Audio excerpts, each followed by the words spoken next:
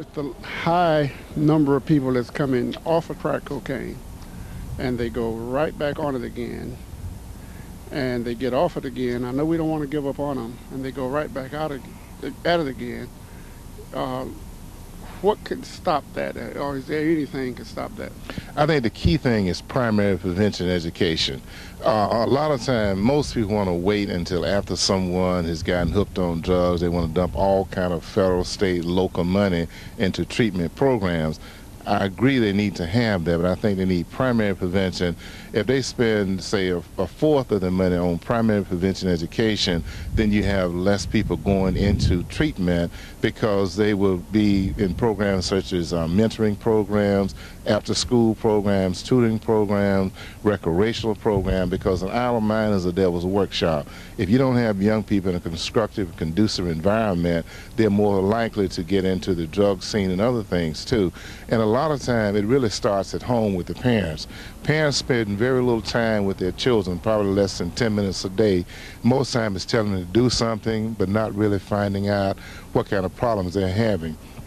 Young people have problems just like we have, and if they don't learn to relate and identify with us, then sometime they will talk to someone who's willing to listen to them, and a lot of time they're invited to parties, and a lot of time it's parties at our own homes, because most parents are working, and between 3 and 6, a lot of time the kids are partying away, and then you have guys who are there, and young ladies too, who have drugs, and they get them turned on to it, and the next thing you know, they get hooked. And it's not intended. They never start taking drugs with the intention of becoming hooked, but it becomes a crutch for them to lean on because they don't have their parents to lean on and talk to and other significant people in their lives.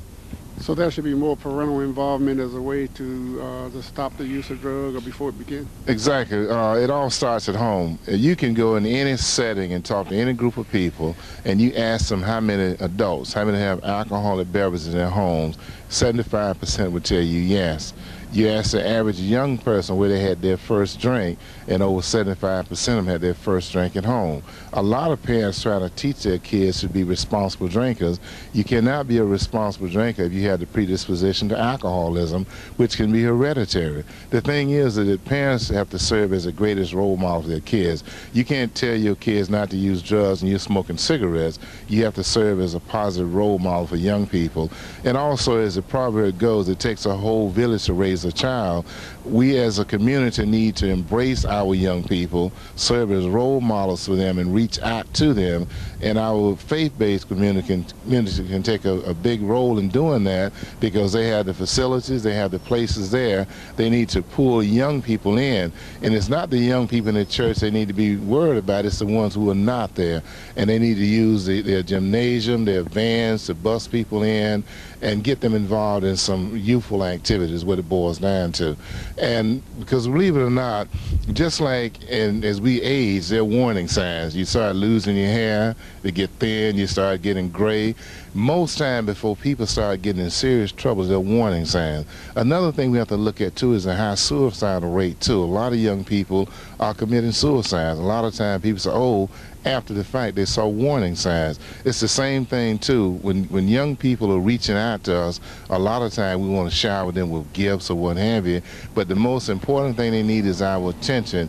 And it's not always the extent of the time, it's the quality of the time. If you set aside just a few hours a week to spend time with young people, talking with them and giving them a positive environment in which to operate in, it makes a big difference. Drugs are still affecting our community in many ways. There are many problems and few solutions. One thing for sure, it's going to take an effort from all of us to help rid the community of drugs.